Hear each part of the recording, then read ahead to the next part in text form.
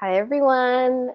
Thanks for joining this webinar on visual design best practices for conservation.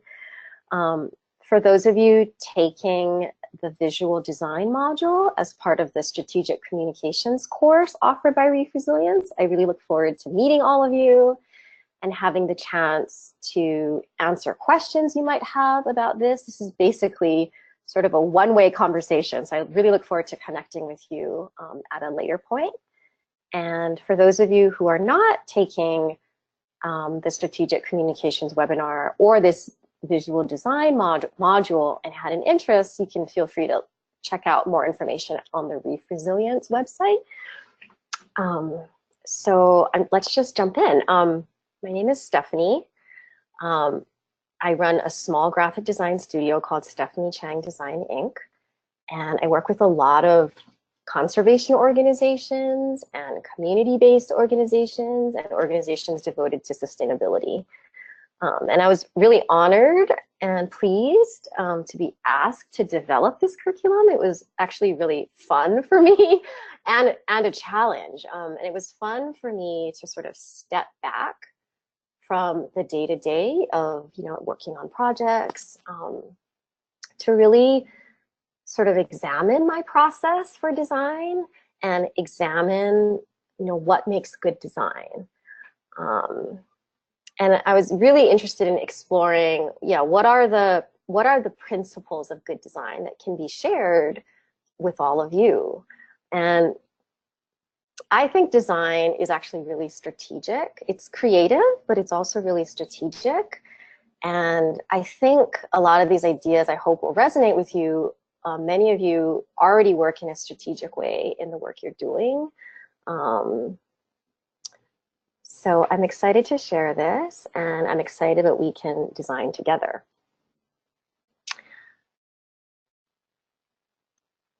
So the goal of this webinar module is to strengthen your understanding of visual design as a tool for effective and impactful communication. I'm going to offer some key pillars of design to aid your creation of design or aid your ability to work well with a designer. And for those of you taking this design module, you'll be creating a final piece that you can put to use. So there are sort of 11 chapters to this, and we start always with design with the foundation. And you want to get really clear about what you're trying to do. This, to me, is at the heart of your piece, and it informs and can inform and should inform the creative choices you make in realizing your piece. And the key questions you want to know that you have asked and are clear about is, what is your desired outcome? So basically, what are you trying to do that you hope this piece can help with? Who are you trying to reach, which is your audience? And another question, which I sometimes have to ask, not always. I work in Honolulu, but I sometimes get asked to do projects that are outside of Honolulu, either in other parts of, usually other parts of the state of Hawaii. Occasionally for the mainland, but rarely actually. I'm pretty devoted to creating design for organizations here and supporting these efforts. But where are you designing for, right? And we all know that place has value, and there is culture and context connected to place, and all of these things can, again, aid you in the choices you're making to create an effective piece. And some of these questions will be very familiar to the folks who have already been toiling with these questions in the strategic communications earlier piece of the webinar that you've been taking. But one more thing you want to do before you even begin. So once you've nailed down the key pieces to your the foundational aspects to this visual piece you're going to be making, before you begin, you want to just kind of check in and be like, is a visual piece the right solution? And I ask this because, we all have limited resources, right? With limited time or money.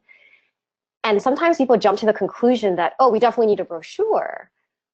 say as an example. But really maybe what you needed was PR. Maybe what you needed was a greater sort of general public understanding about your issue. And maybe your efforts need to be going into that. And that being said, I feel very strongly that whatever visual piece you create does need to be part of a larger plan, right?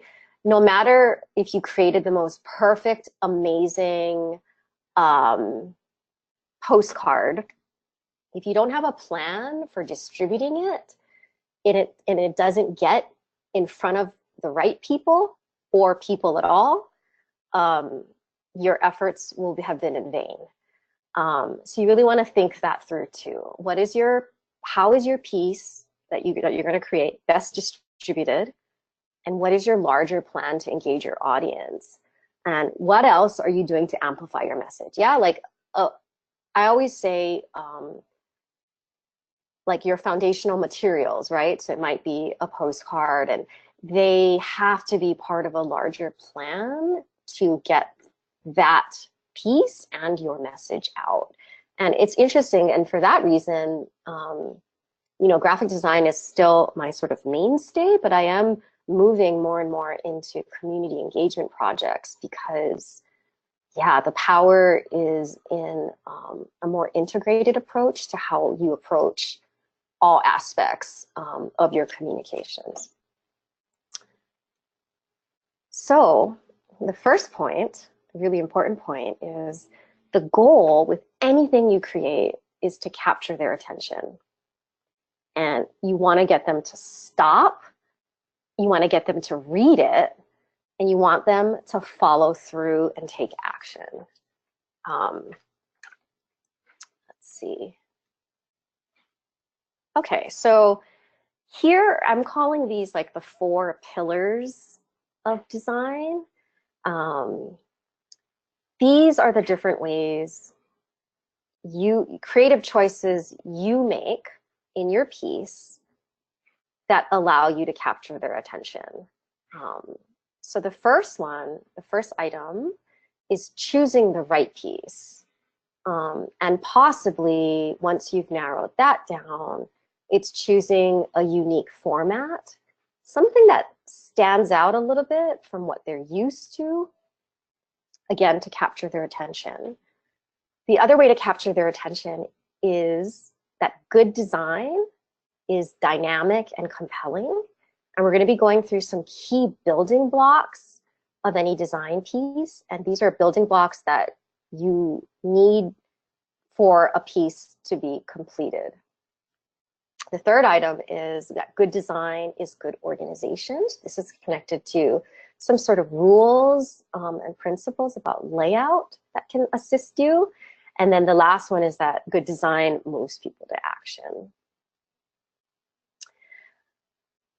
So you want to capture their attention by choosing the right piece. Yeah, each kind of piece meets a different need and reaches someone in a different way. And certain pieces can reach certain audiences more effectively than others. A prime example is social media, right?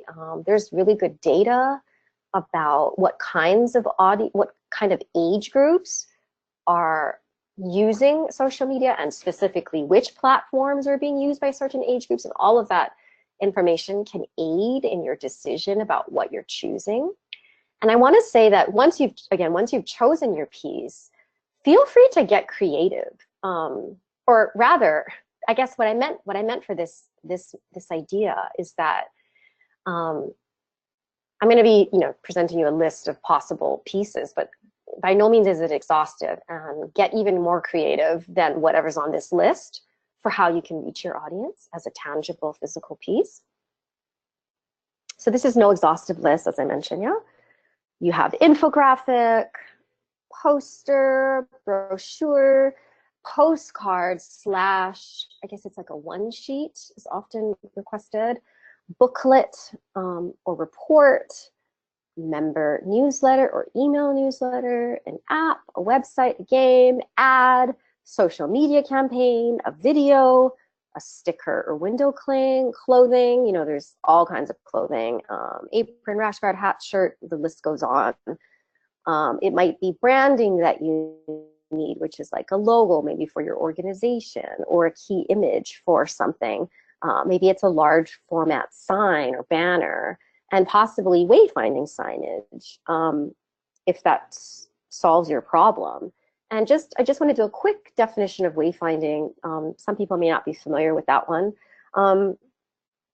Wayfinding, one can create a system of wayfinding that allows people to navigate their way through an environment. So perfect example might be at an amusement park or a shopping mall.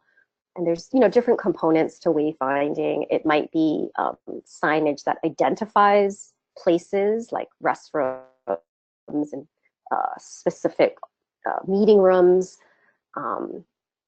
It can be an orientation map, which is a bird's eye view of your entire property that gives people a sense of where they are in relation to the larger campus. It can be directional signage at key decision points where once you get to this point, there's an arrow that says you want to go this way if you're trying to get to the library, and you want to go this way if you're trying to get to the cafeteria, like that. Yeah, so that's wayfinding. So as you choose your piece, feel free, and I encourage you to explore a unique format. Choosing a different size than the standard breaks the monotony for people and hence can capture attention. So this first example is the client needed an invitation handout, and she requested a postcard. If you look at here, I kind of showed you, right, standard postcard kind of proportions for 4.25 by 6, 5 by 7. And instead I was like, you know, let's switch it up. Let's make it long. And it was just like a little bit more of an unusual format that was able to, you know, make somebody stop versus glance and hopefully not, but glance, toss away, toss in the trash even. How awful would that be? So this was kind of a fun way to switch it up and make it a little bit surprising. Here's another example of a unique format. So this was a newsletter that went out to residents to inform residents about the various things that are going on in this health center. And so if you notice on the left, this item here, this was a newsletter that actually opened up to 11 by 17. Yeah, so you would start it off as 8.5 by 11, opened up to 11 by 17, and then it actually folded down from what you see here so that it could be put in the mail.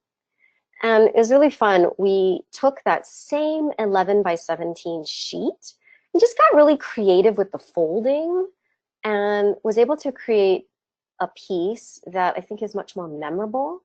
And it allows for a cover that can change. This was a quarterly newsletter, so we're able to change out the photography every quarter. So it gave, like, you know, again, something different for people. And of course, like the first time they get it, they're intrigued. And the next time they get it, you know, they kind of know what to expect, but you're changing the cover. So just kept things, again, it keeps things interesting and surprising. Again, the goal is to capture their attention so that they'll read and ultimately take action, yeah? Okay, so moving on to the next pillar. And this is a quite long and hefty pillar. Good design is dynamic and compelling. So in particular, I just want to preface this because all of the things we're going to be talking about, I think, hinge on this idea that particularly in conservation and in the community-based sector, authenticity and integrity are key. Yeah, it's not about sort of being glossy and salesy. It's about being grounded in nature and in people. And this relationship between people and nature often, right? So just I just wanted to sort of say that as inspiration and affirmation that as you're making choices, go with your gut and go with the choice that feels more grounded and more authentic rather than the choice that might be a little more glitzy. Um, if there are the four pillars, these are the four building blocks to any visual piece. So it's a great message, stunning visuals, and you can understand it in terms of graphical or illustrative or photo. You need all of this. You should have good typography. And so typography is like the graphic designer term for your text and your words. And then you want to have good content strategy, which is also known as just really good writing. And we're not going to get too deep into that because this is focused on the visual piece. But I do want to mention it because I think it is a key piece to making a compelling and dynamic piece. And the other thing is these are building blocks for your piece, but they're also where your concept may be found. So what I mean by that is, we're going to chat a little bit later about your creative process, but you might have a great idea for the visual, and then, maybe you don't necessarily have to put as much maybe thought into the typography because the visual here is going to be the one that sort of steps into the spotlight. Or you might have a kind of creative way to approach your message, and you can let that take the spotlight. I would say the most effective pieces are strong in all four of these blocks. But I just wanted to mention that as you're trying to think of your approach to your piece, one might jump out first and go with that and make that sort of the centerpiece of the piece you're working on. Okay, so we're going to start with a great message. The best messages are 1, 2, or 3 words. Really hard, right? Really hard to capture a lot of complexity in a pithy, succinct way. So for this project here, the goal was to generate awareness and support for having Hawaii be chosen, or having Hawaii host the IUCN World Conservation Congress conference. And so in this instance, imagine was sort of the message I used to kind of package this piece. And this tagline, this message was not in any way a tagline for the initiative or the effort, but I created it for this piece. And what you'll see in the next example is a message was created for this piece, which ended up sort of becoming the tagline for their initiative.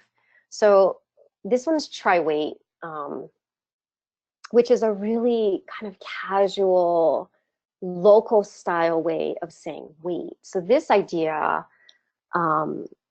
really captured the essence of what the initiative was interested in communicating. They wanted people to understand why it was important to rest the reef. And so this piece here communicated those key ideas so that they could get more support behind this initiative. I wanted to just go back. Yeah, so I just want to quickly mention that Imagine was a good message, I felt, because Hawaii was trying to position itself as the location for this big, high-profile conference.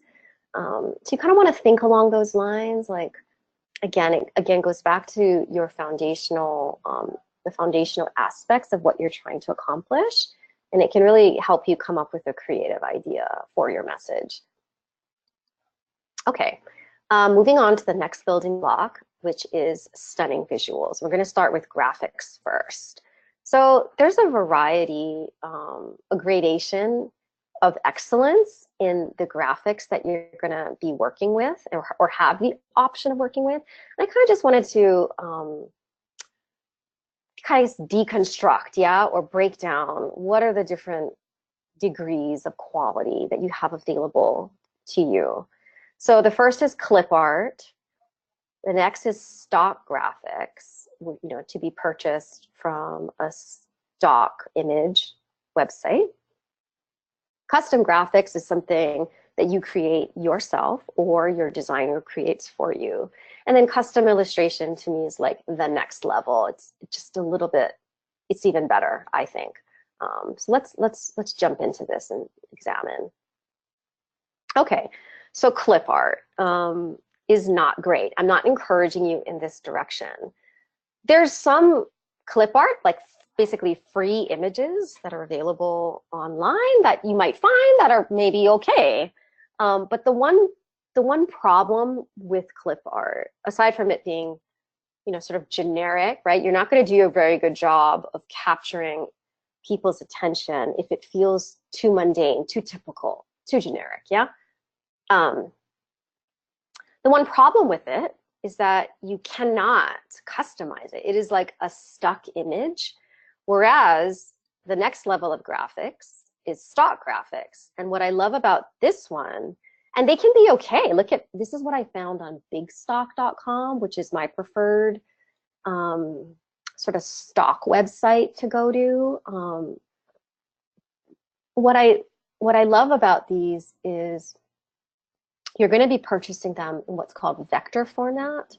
So once you're in your software program, I use Illustrator. You might be using Publisher or any other software. You know, you can isolate, say for instance, this one piece of, I don't know if that's seaweed or coral, and you can make it bigger, you can make it smaller, you can create a pattern with it, you can repeat it. There's just a lot more flexibility with purchasing stock graphics than using a free, you know, flattened clip art image. And these look pretty great. I mean, and look at this one, like kind of lovely. Like, this can be used right away. You can start laying your type on it. The one thing you're gonna run into though, right, is that these are they're still quite generic, right? You bought them online that anybody could potentially use. There's wide application, wide use for these.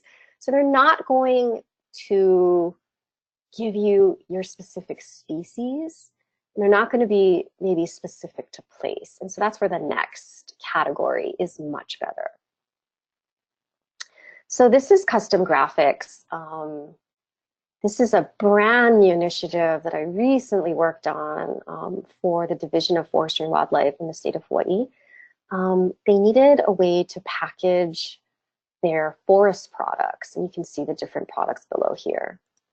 And so what we did was, you know, we found out what were all of the different species of plants, of trees, birds that populated our Hawaii forests. And this is just like kind of this, you know, it's like a kind of gathering, a multiplicity of abundance, right, all together in one image.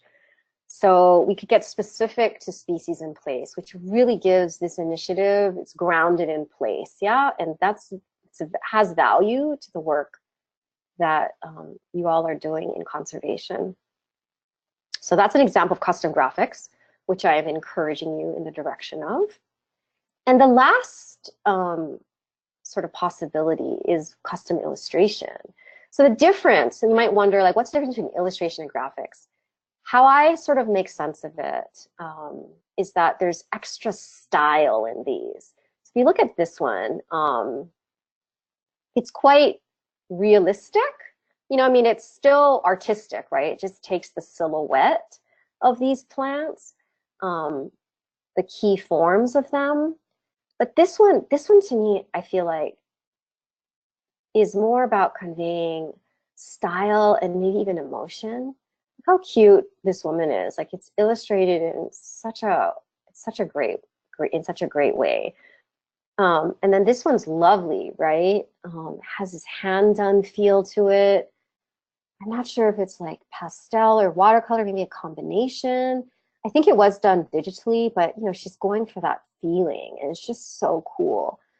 So this is kind of like next level that in my experience, you know, we often don't have the time or budget for in the work that I do with community-based organizations and conservation. But I simply wanted to showcase this to you as, you know, the full spectrum of quality that you have available. And should you find that you have the right project and the right budget, I highly encourage you to do something like this. It's arresting. Like for me, I know I'm probably, you know, more visually oriented maybe than the average bear, but it just grabs my attention. Like I just want it. Like whatever it is, it's wanting to tell me, I want to know more. So that's the kind of thing you're trying to strive for with the piece that you're creating. Yeah. Okay. All right. The other aspect to this building block of stunning visuals is photography. So same, there's a degree of quality. You have a weak photo. You have stock photography. You have a strong photo. And I meant this one by, you know, it's a strong photo that maybe was taken, you know, by maybe someone on staff, maybe on someone's phone. And then you have commissioned photo, which is, we're going to get into that. And then you have photo illustration. Let's move on to the next slide. So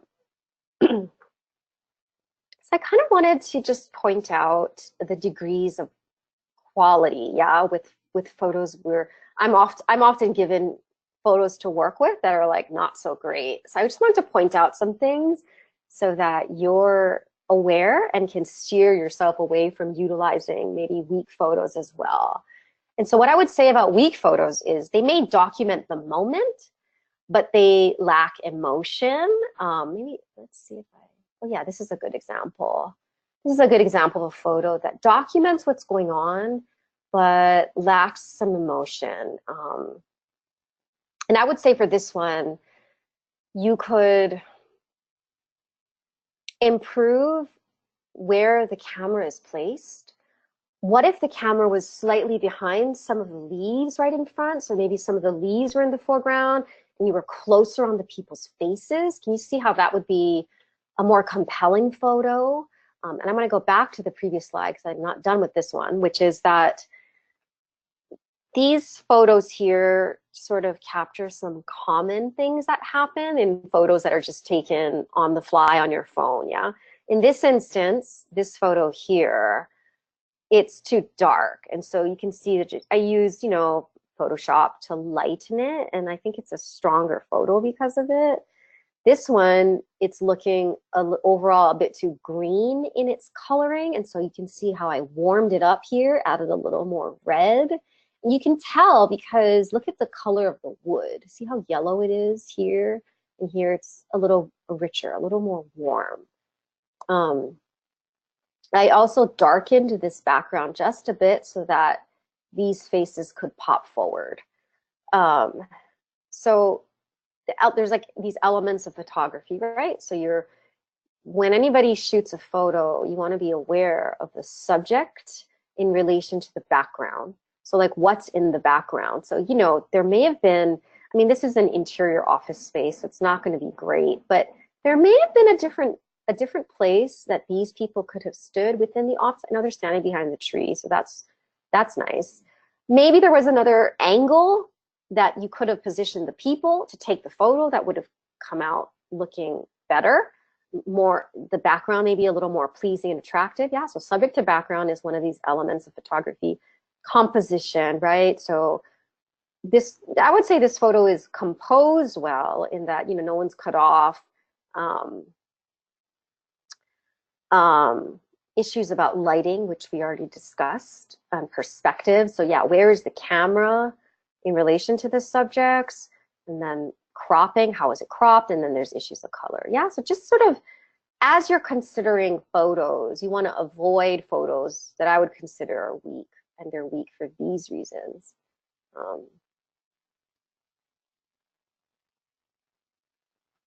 Okay, the next sort of gradation in quality with photos is a stock photo. Just like the stock graphics, they can be okay and actually very good. Like, I actually thought this photo was pretty great. Like, it's sort of looks like an island-based family, perfect for Hawaii. You know, and you can't see their faces. It's just the idea of like a family. It's pretty cool, not bad. And I found this one online, which I ended up using in a project, and I thought it was great. And this is like aerial, or you know, high up view of the Honolulu skyline. I thought it was pretty awesome. But the problem is, the people are not real. They don't actually have relevance to your program, or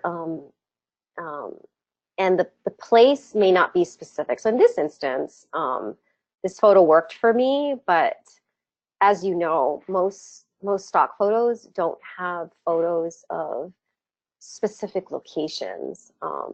They'll have more generalized photos of, say, Honolulu or Austin or Los Angeles, right?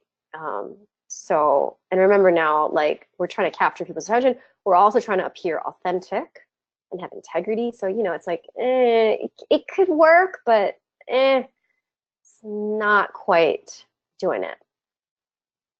So the next level of photography is what I consider a strong photo. So it's specific to place, features real people in your community, has strong perspective. So I love this photo. It's like coming from the top down. They're looking up. So unique, right? So well done. Good cropping, color, all those elements we discussed. Color, such as the background, composition, lighting. Yeah. So there's an interesting camera angle here. Both offer an interesting perspective, and people are, oh, look at these. I'm sorry, I'm seeing a little bit of typos here. I apologize. Both offer an interesting perspective and are engaged in activity, and there's good lighting and great color. So that's a good photo. And both of these, I believe, were just taken, you know, by staff on their phones. Okay. Now this is a commission photo. This is like the next level that we're striving for here, right? Of course, when you commission a photo, actually you can still commission and stage a photo, but it can be done by staff. You've like thought through the exact photo that you want, and then you capture it. That's the difference between a commission photo and this other photo, which were just taken in the act of being there. Yeah.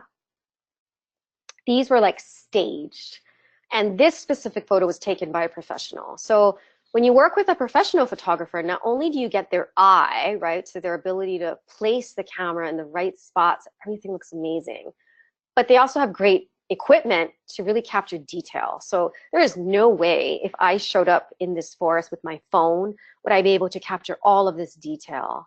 And so what I love about this photo is it makes you feel something. Like, I feel like in awe. I feel like this place, this forest scene feels so big, and these people are so small.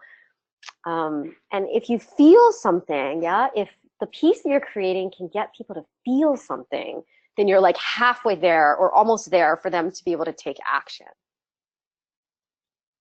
Here are two other examples of commissioned photos. All of these were taken by a professional photographer. What I love about this one is the kind of dynamic cropping and composition, right? So the subject matter is like all in the corner, featuring, you know, in this lovely environment. And she's smiling. And this is so interesting. When I was laying this photo in, there's like a mosquito right here on her forehead. Isn't that interesting? And I actually used this photo in something, and I never saw that mosquito. So it's really, maybe I just thought it was like a birthmark, but there is a mosquito there. It's so crazy. Yeah, so she's like cropped in a really dynamic way, and it's, again, the relationship of the subject to background is really interesting, and both the subject and the background are interesting to me. She's conveying a lot of emotion. And in this photo here, right, the photographer, either in the post-production or in the actual capture, has sort of blurred this foreground. So makes it feel very artful. And of course, the lighting is amazing. I don't know if the photographer did a little bit of post-production editing in this, but it's just so lovely, like captures that like golden hour, right? Sunset. Feels poetic. And again, it really helps puts you in the place. Both of these and this one, they put you in the place and you can almost feel what it's like there. And so for the work that we do in conservation, I think that has great value. And so I'm encouraging you all to try to really think about the right photo, which is going to tell your story, and capture it, commission it, stage it, get the photo that will tell your story. Whether it's through a professional photographer or through, you know, your own photography. And a lot of, you know, there's such great, you know, tools online for all of us to become like great photographers. So I encourage you in that direction. Okay, this is the next level of stunning photography. And it's what I'm calling photo illustration. And this is great if you can go this way. How I describe this like level of photography is it offers even more visual interest to capture attention, convey emotion, offer a point of view. So what I did in this project, which was the website for Honolulu Theater for Youth, was all of the photos in their website were sort of silhouetted like this, where certain pieces popped forward. So it just makes it really dynamic and kind of playful. It makes it feel like, you know, this organization, which is its identity, is sort of out of the box and like pushing the boundaries a little bit. And so this was an image on their homepage. This was an image for the page for education programs, like teacher professional development for teachers. Like, look at these lovely sort of drama exercises these people are engaged in. It's really fun to see their hands popping forward and just being really active. So I find that this approach might be more appropriate for community-based kinds of organizations, less for conservation, where in conservation, like the nature kind of speaks for itself. You can still do photo illustration with it, but sometimes it's honestly like in its purity can speak volumes, I feel like. So I found that in a lot of the conservation work that I do, I rarely do this type of photo manipulation and illustration with conservation related work. But you don't want to rule it out. It's always an option. And here's just one more example of photo illustration. So this is a photo illustration because what this graphic designer did was they turned the entire photo into a black and white photo, except for the water, which has color. And so it just draws attention to the product. And the other reason I wanted to show you guys this is it's in a really good example of an ad, a series of ads where, you know, you could release it on social media, like one a week or something, and then boost the posts. But, you know, it's like, look at the messaging: pure temptation, pure infatuation, pure zen. It's like they're speaking about how the water might have an effect on you. Yeah. Kind of cool. And of course, like Jennifer Aniston's gorgeous here, and she's being photographed in a great way. So one question I would say, and this is another reason I wanted to sort of show this to you, is another kind of approach might be to think about who could be a good ambassador for your initiative, and maybe you could do something fun around that specific person if that person is held in high regard by the community that you're trying to reach. That could be kind of fun. And there's, you know, fun ways. You don't, you know, obviously like they're doing like sex appeal here, but the ambassador that you pick could be like a really wonderful father or something. And there's actually fun stuff you could do with that. So just wanted to mention that. The next building block in your piece will be typography. It's the text and it's the words. So I want to just go over some quick font basics. so that, because I'm gonna be using some of this terminology a little bit in a little bit. So I kind of want to just quickly go through. So, oops, that wasn't supposed to happen. So this is a serif font. So the fonts, there's a lot of font classifications, but two of the bigger ones that I feel like are basic that will be useful for you to understand and make sense of is that there's serif fonts and there's sans serif fonts. Serif fonts have tails. So if you notice, all of these examples, they have these little tails here. Yeah. And what happens is, well, not what happens, but historically, the very first Romanized letter forms that were printed and even actually carved into stone tablets used serif text. So because of it, when we see serif text, it can feel more traditional. It can feel, I don't know, like a little bit referencing or honoring a little bit of the past in a way, I guess. I don't know if that's true in terms of how I feel when I see serif fonts today. I definitely use serif fonts when I feel like I want to feel a little more traditional versus sans serif, which unlike the serif, have no tails, right? So it's a clean line at the ends where all the letter forms end, clean line. And sans serif was invented, I believe, in the early 20th century. And so therefore, and since then has undergone many, many manifestations in this century and in the current century, and therefore is associated with being more modern and more contemporary, more clean, yeah? So, and here's just, I have a couple examples here. You can see even the diversity within serif and within sans serif, and this is just scratching the surface, right? There's like thousands of fonts. I probably on my computer have about 300 fonts loaded, maybe more. And it can be overwhelming actually when you're trying to make some creative choices, but I love having the quantity of style available to me.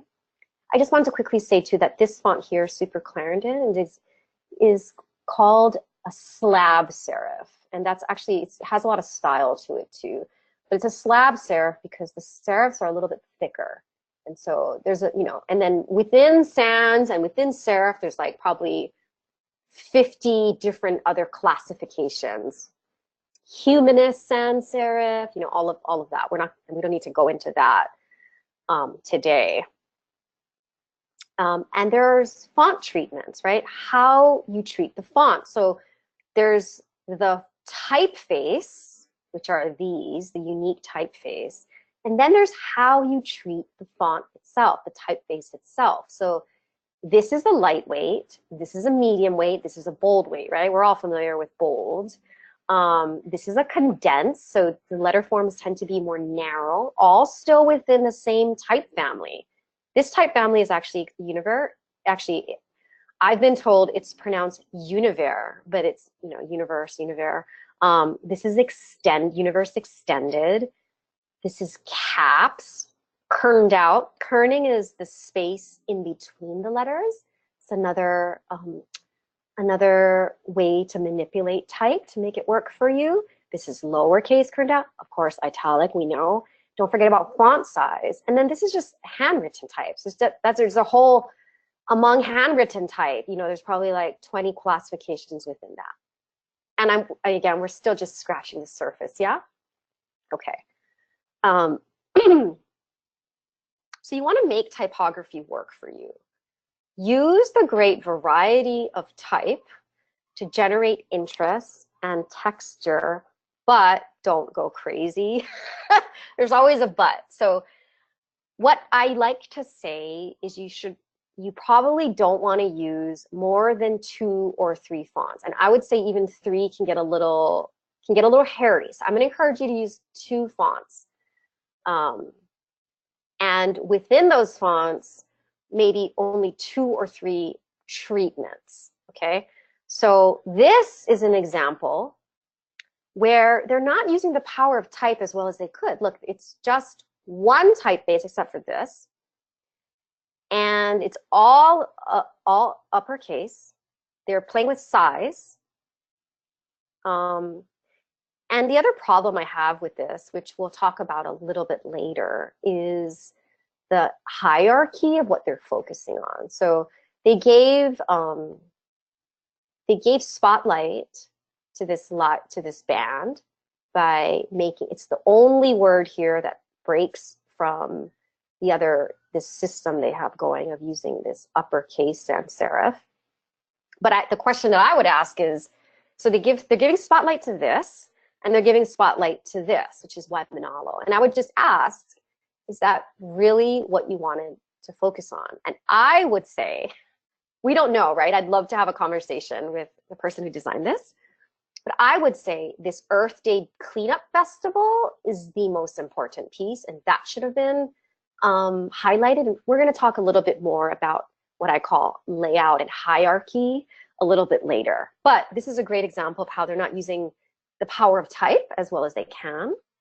Now, here's an example where the display type, the heading is in one font.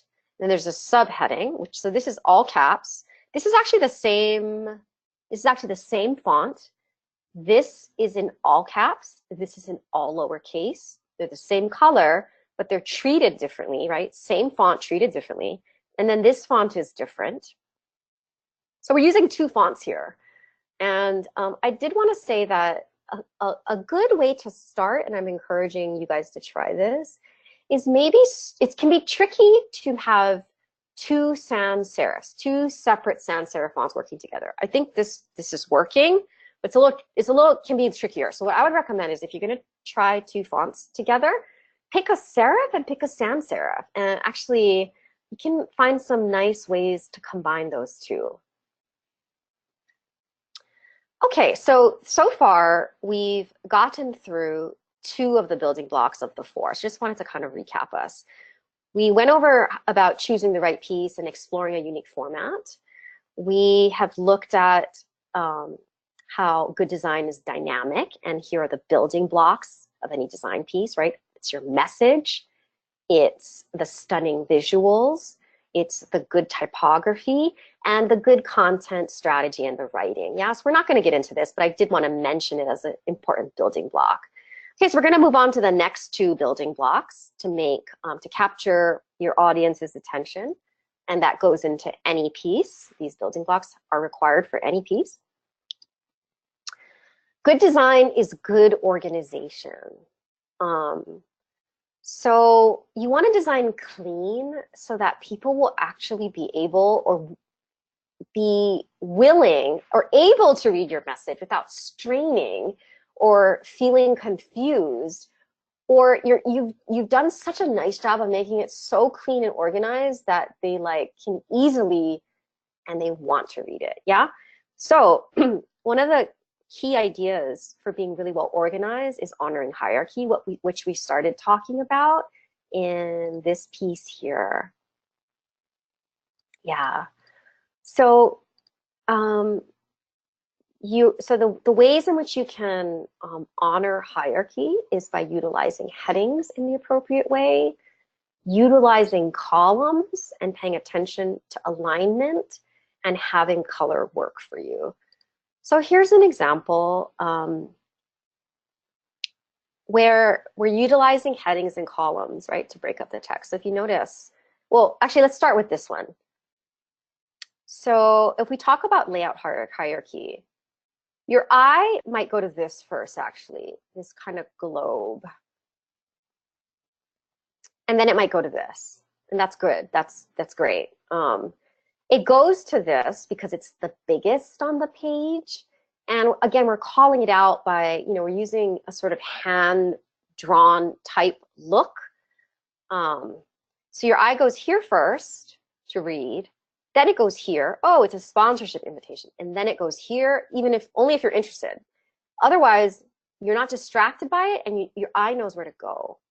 So this is the first, primary importance, second, and third, yeah? And it's intentionally set that way by sizing and location. So interestingly, our eyes do normally read left to right and top to bottom. So based on that principle, you might think you would read this first because it is at the topmost, which is where our eye normally goes first. And left to right, top to bottom, you would go this first, but you don't, right? Your eye goes here. So there are these kind of interesting knowledge about how our eyes naturally work that you can use that to inform some of the choices you're making too. Okay, so and this is a great example. So this is actually what happens. This sponsorship brochure opens and then folds down into this long piece. So this whole piece folds up into this big piece folds up into this piece, if that makes sense. Yeah, and this piece opens up and folds down to create this piece. Are you with me? So what we've done is we've clearly and so cleanly organized the information for the user and reader of this piece. This is the sponsorship benefits. Do you care about that? You can read it. Then these are the opportunities to donate at the 5,000 level, 2,000, 10,000, and here are the product and gift opportunities. So clean. You can kind of scan if you were considering becoming a sponsor, you could scan and focus in on the area that's of interest to you and ignore the rest, right? Like we made it so easy for them. So we did that by choosing appropriate headings that organize your information. And what we also did was we made these we used columns to even make information even clearer and easier to digest. So if you can imagine, right, what if sponsorship benefits was here, but this text went all the way across? You would be able to read it, but I don't know if you would want to. So I have a little tip here that our eyes actually tire from column widths that are too wide, which is why books, which are usually set in one column, are that size. Books are that size because we know that our eyes don't read well across the page. So when you have to read like a report in like Microsoft Word, like it's not going to be as easy and enjoyable experience as if it was sort of typeset professionally by a designer, and that person would likely use column width to help you. So think about that. The other thing that this is doing, which is good design and being well organized, is look at the alignment. So, you know, it's like all of these subheadings are all lined up. All of this content is lined up. It just feels so clean and neat, yeah? Okay, so this is good organization. Here's another example of good organization, but in this instance, I want to talk about color. So how can color work for you? So in this instance, color is being used to denote a specific area of sustainability. So that's kind of fun and very like delightful to look at. But the other way we're using color here is to spotlight the headings, right? This also happens to be the title of the initiative. But look, I mean, color, color, color, color, color, color. You kind of know what you want to focus on. Because the reality is, for pieces that we create, not everybody is going to read it from cover to cover. They're using it as a tool to learn something, or they're gonna jump around and take what they're interested in. And so doing the work for the reader in designing it and organizing it well, not only does it make it look clean and inviting, but it also just really helps your reader out. This is another way to use color for good organization. Okay, the last pillar of good design is that good design moves people to action. So you want to make sure you have a call to action in your piece and a who to contact if they want more information And a question that you want to ask is there a way to measure the action? And you want to start taking steps to actively measure what kind of a response you're getting to your piece. So here's an example about stating a clear call to action. This is that try-wait. This is the back of that try-wait brochure. And look here, clear call to action. Sign the petition, go to Facebook/KMLAC. Stay in the loop, email us, right, for additional information to get on probably an email newsletter list. Spread the word about what's happening. Help create a plan to guide responsible harvest. And so there's a person you can contact if you're interested in getting more involved. And again, the Facebook is right here. So they just did a great job of identifying all the ways they want somebody to get involved once they've been like, you know, totally sold on this effort and the reasons why people are doing this effort. Okay, moving on to our next chapter. Here are additional best practices that can add interest and capture attention. For things to read well, be sure there is high contrast between type and background. This is kind of a no-brainer, but I'm going to bring it up again because there's lots of ways where you cannot make it visual. So the best practice is make it visual. You can play with scale. You want to utilize background graphics to give texture. And this last idea, don't be boring. Like literally, if there's anything that I try to remember as I'm designing, it's that. I've had to digest so many rules of design along the way that at this point, it's sort of in my brain already. And the one message that I like to design with is like, gosh, just don't be boring. Like, there's enough boring stuff in the world and someone's paying me good money. Like, it just can't be boring. So that's sort of my sort of inspiration. And I put it there to inspire you as well. So for things to read well, be sure there's high contrast between type and background. Here's an example where there was this interesting design we created for this report on climate change. And we needed to lay the title on it. And so we just put like a block of color behind, right? And it just did the job of creating the contrast that we needed so that this title of this report was visible. Can you imagine if this wasn't here and we just turned this black? We remove the red box and maybe just turn this black. I just don't think it would read as well. You can see it here and it's okay. But again, by adding this red box, it gives hierarchy to this, which is the most important thing we want people to understand. Like, what is this? And then, oh, it's by the Pacific Islands Climate Change Cooperative, yeah? First, primary importance, secondary importance. In this instance, it's a light text on a dark background. In this instance, it's dark text on, color background. So that's the difference. The other thing that I did, if you notice, is there are these photos. We lightened the photos overall, but right along this coastline, we added like a little bit of a buffer because I just didn't want any of this text to compete with the photography. And, if you try and lay text over photo with a lot of color and a lot going on, your text will get lost. So that's what we want to avoid. You want to be sure that as you work with text and imagery, that you're just cognizant and aware of the contrast and whether the text can be read well.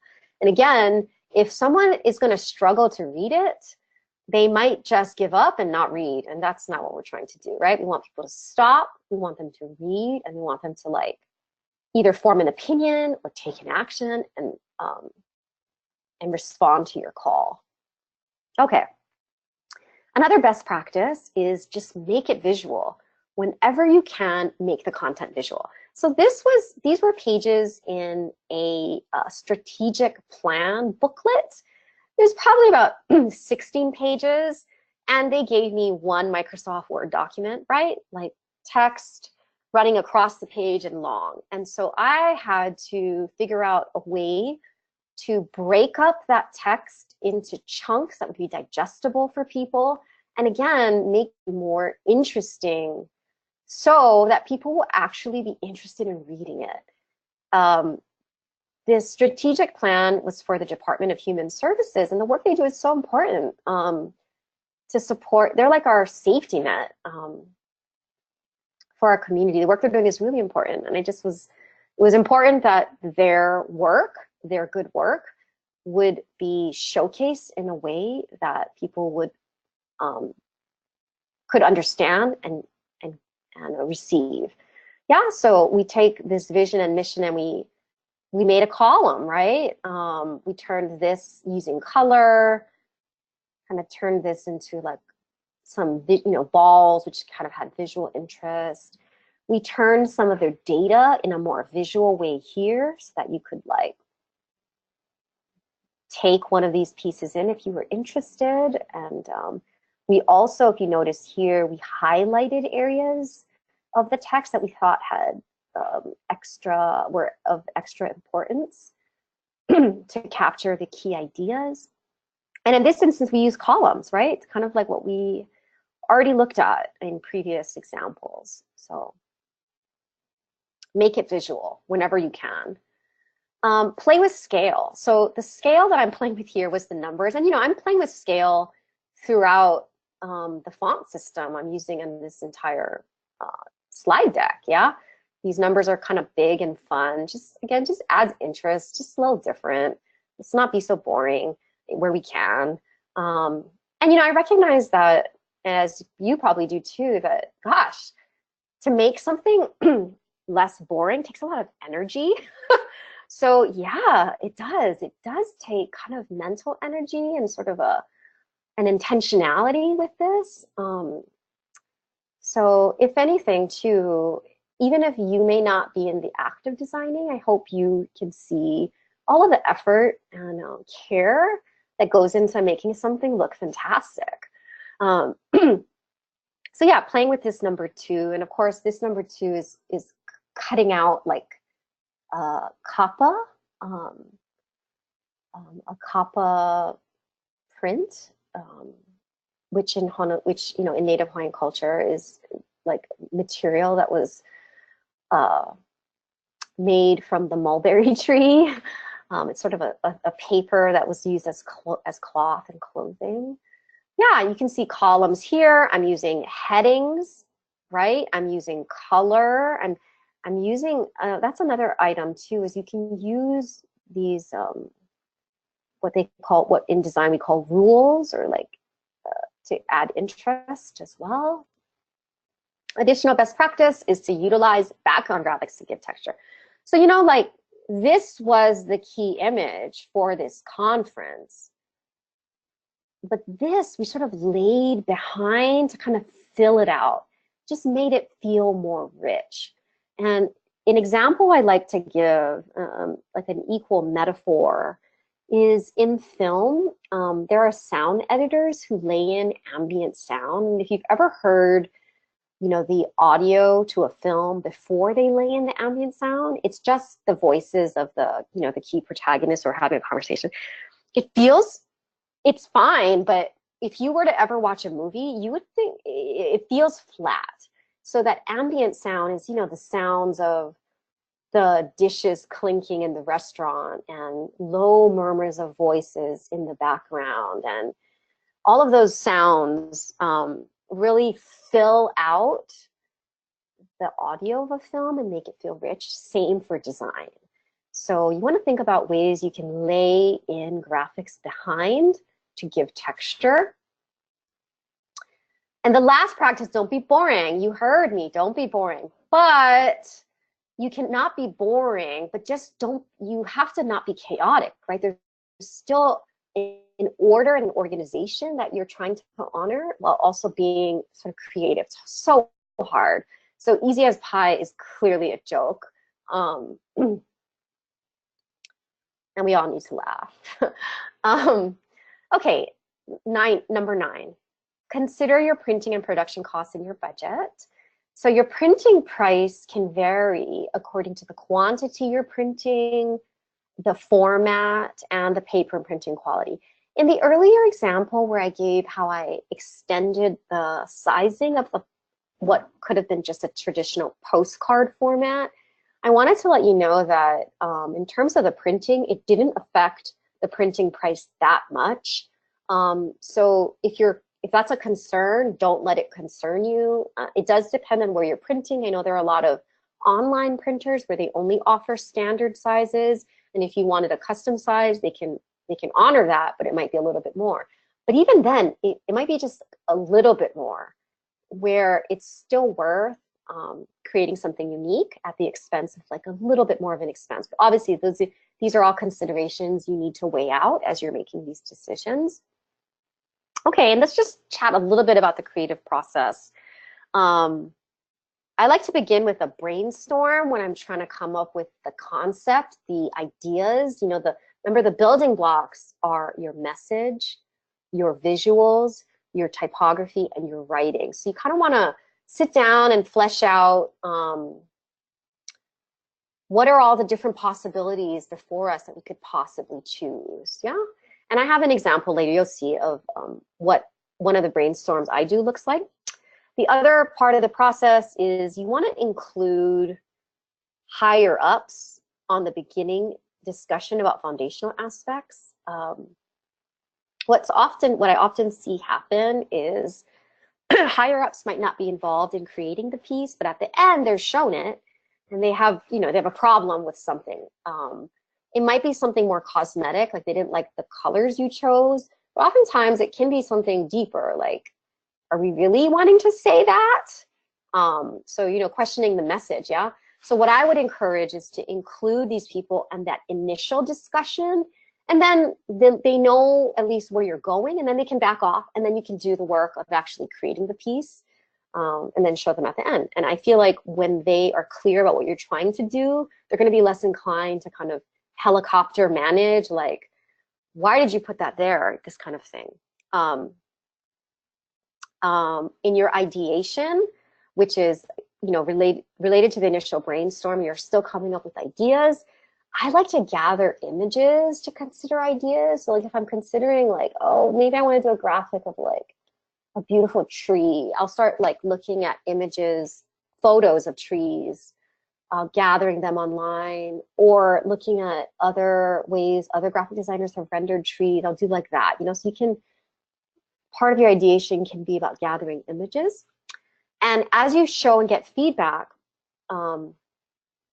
steer the conversation about the creative choices you made towards strategy and clarity, like what you were trying to do and why you need to do that, and away from like the personal preferences of individuals, like an individual saying, oh, I don't really like orange, and so how I like to think about it is the piece everyone needs to feel good about it. It needs to, you want to make sure everyone's comfortable, and you do what you can to make that happen. But again, try to put the focus not on these minor, small things, but on whether the piece overall is achieving what you set out to do, and will it be effective? Yeah. And I would just say, to get better at design, just keep looking at great design around you. Seek out great design. So what I sometimes say is, when I see bad design, I like look away, like, I just don't want to consume that. It's like consuming junk food. I just don't do it. So I like to look at beautiful things. I like to look at great design. I like to eat that up. Okay, here's a picture of a mind map. This is related to this idea, begin the brainstorm. We were trying to come up with ideas. Remember that you saw the key image for the Forest for Life project. And so this is how I work. I put Forest for Life in the middle. Maybe some of you work this way you apply this strategy or technique to other aspects where you need to brainstorm. And it's a little bit of a brain dump. You just like a stream of consciousness, just let your ideas flow about the different ways you could visually convey this message, Forest for Life. And then, so you can see we circled this. We love the idea of layers. We circled, what does it say? Micro, macro, COA elements. So these are some seeds of ideas that gave us more ideas that we could potentially pursue and sketch out. And yeah, and so try your best. Design is hard. You'll make a lot of bad design.